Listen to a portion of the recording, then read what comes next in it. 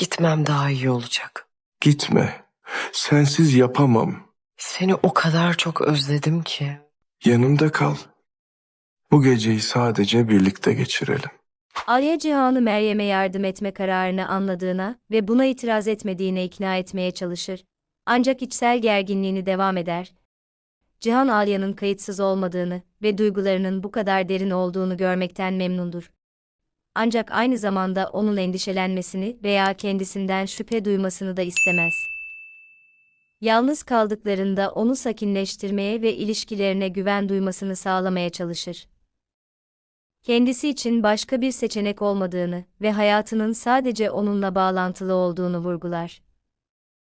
Henüz resmi olarak kurulmamış olsa bile, aralarında zaten var olan ve onlar için büyük önem taşıyan bağı hatırlatır. Alya da içini döker ve gerçek arzularından bahseder. Sürekli gerginlikten, mücadeleden ve belirsizlikten yorulmuştur. Onun için en önemli şey, oğlu ve kocasıyla birlikte, en değerli şeyini kaybetme korkusu olmadan huzurlu bir hayat yaşama arzusudur. Cihan onu desteklemeye ve bu zor dönemin sonsuza dek sürmeyeceğini hissettirmeye çalışır. Durumu değiştirmek için çalıştığına onu ikna eder ve ondan uzaklaşmamasını rica eder.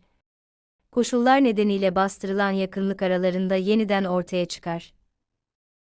Bu dürtüsel bir karar değil, biriken duyguların ve karşılıklı çekimin doğal bir sonucudur.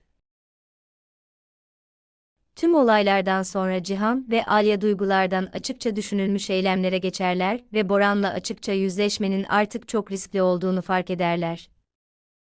Her adımlarının dışarıdan fark edilmemesi gereken gizli bir strateji seçerler.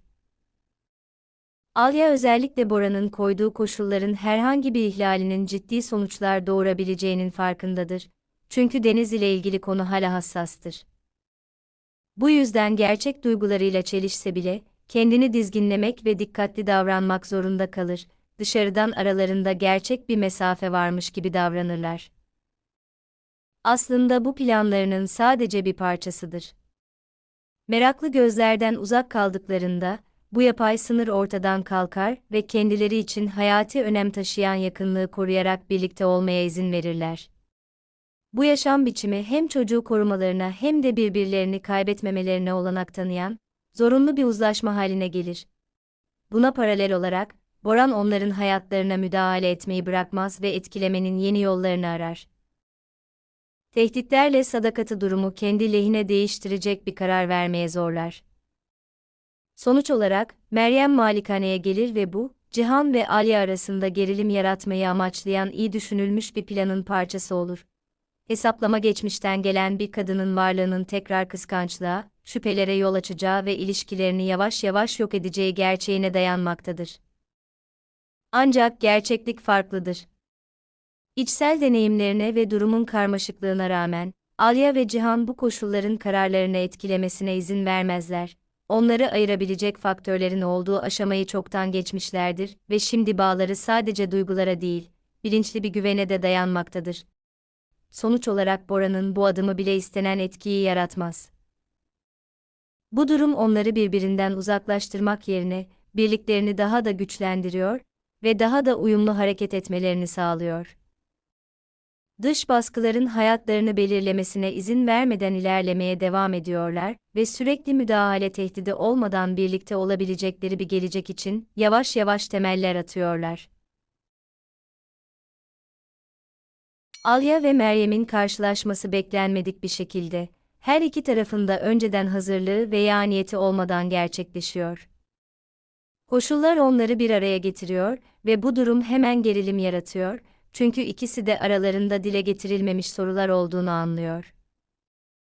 Buna rağmen Meryem, anı kaçırmamaya karar veriyor ve ortaya çıkan durumu açıklığa kavuşturmaya çalışarak inisiyatif alıyor.